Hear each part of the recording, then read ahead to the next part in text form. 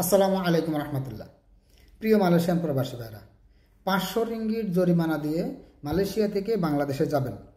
Travel pass কেটে আপনি দেশে চলে যেতে চান।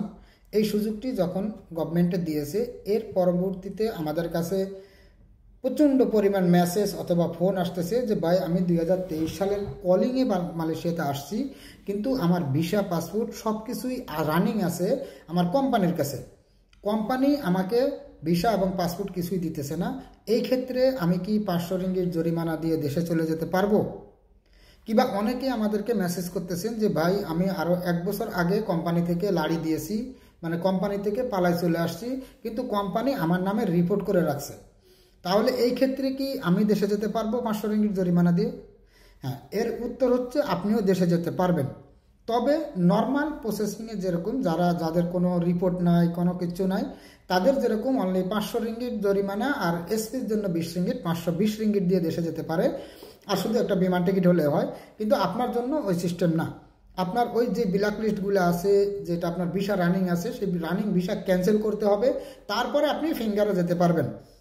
হ্যাঁ, অনেকে বলেন যে ভাই, আমি দেশে চলে যেতে চাই, তাহলে আমি যদি দেশে যেতে পারি আমার কত টাকা খরচ লাগবে?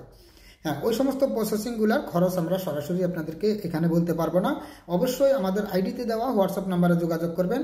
হ্যাঁ, আপনি যদি আপনার ভিসা রানিং থাকে তাও আপনি দেশে যেতে পারবেন, আপনার নামে লাড়ি কেস থাকে তাও আপনি দেশে যেতে পারবেন, আপনি থাইল্যান্ড হয়ে ঢুকছেন অথবা ইন্দোনেশিয়া দিয়ে ঢুকছেন, আপনিও দেশে যেতে পারবেন। তবে আপনার প্রসেসিংটা একটু অন্য সিস্টেমে করতে হবে। সেটা অবশ্যই আপনারা বুঝতে পারেন যে কোন সিস্টেমে কি করতে হবে। তা অবশ্যই আমাদের সাথে যোগাযোগ করবেন। আপনাদেরকে 1 দিনের ভিতরে সম্পূর্ণ কাজ কমপ্লিট করে দেশে পাঠিয়ে দিতে পারবো। 1 দিনের ভিতরে আপনার সম্পূর্ণ কাজ কমপ্লিট করে আমরা ফিঙ্গার করে দিব। সেই ক্ষেত্রে আপনি তার পরবর্তীতে 1 দিন পরে পারেন, 2 দিন পরে পারেন, আপনি দেশে চলে যেতে পারবেন। হ্যাঁ, তো এই জন্য যাদের এরকম ধরনের যাদের সমস্যা আছে, যারা চাইতেছেন এইভাবে আপনার সমস্যার সমাধান করে আপনি দেশে যাবেন, অবশ্যই আমাদের স্ক্রিনে দেওয়া হোয়াটসঅ্যাপ নাম্বার অথবা আমাদের আইডিতে দেওয়া হোয়াটসঅ্যাপ নাম্বারে যোগাযোগ করবেন। তাহলে আমরা আপনাদেরকে বিস্তারিত বলে দেবো যে আপনার টোটাল কত রিঙ্গিট খরচ লাগবে। এবং অবশ্যই এটুকু মনে রাখবেন, আপনি যদি দেশে চলে যেতে চান, সেটা আপনার লাড়ি রিপোর্ট থাকুক অথবা আপনার ভিসা রানিং থাকুক, তাতেও কোনো সমস্যা নয়, আর না থাকলেও কোনো সমস্যা নয়। কিন্তু বিমান টিকিটটা যদি আপনারা মিনিমাম 1 মাস আগে কিনে রাখেন, তাহলে আপনার খরচটা অনেক কম লাগবে।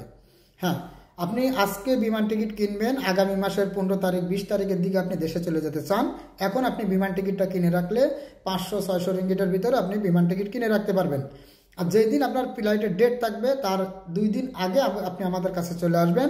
আমরা আপনাকে বাকি সম্পূর্ণ কাজ কমপ্লিট করে ফিঙ্গার দিয়ে আপনাকে 1 দিনের ভিতরে সম্পূর্ণ কাজ কমপ্লিট করে দেব। যদি আপনার কাছে পাসপোর্ট থাকে তাহলে 1 দিন, আর যাদের ভিসা রানিং আছে, যাদের কাছে পাসপোর্ট নাই, শুধু পাসপোর্টের ফটোকপি আছে, তাদের জন্য 2 দিন সময় লাগবে। 1 দিনে আমরা আপনাদের ট্রাভেল পাস তুলে আনবো, পরের দিন আপনাদেরকে ফিঙ্গার করে কমপ্লিট করে দিয়ে দিব। আপনারা আপনার ফ্লাইটের ডেট অনুযায়ী সোজা এয়ারপোর্টে যাবেন, দেশে চলে যাবেন। হ্যাঁ, এই ক্ষেত্রে আপনারা আমাদের স্ক্রিনে দেওয়া হোয়াটসঅ্যাপ নাম্বার অথবা আমাদের আইডিতে দেওয়া হোয়াটসঅ্যাপ নাম্বারে যোগাযোগ করবেন। অবশ্যই দয়া করে ফার্স্ট টাইম আমাদেরকে একটা মেসেজ দিবেন যে ভাই, আমার এই সমস্যা আছে, আমি দেশে যেতে চাই, আমাকে একটু কল করেন। আমরাই আপনাদেরকে ফোন দিব, ফোন দিয়ে আপনার বিস্তারিত আমরা জানবো আপনার কি কি সমস্যা আছে। আশা করি আপনারা বুঝতে পারছেন।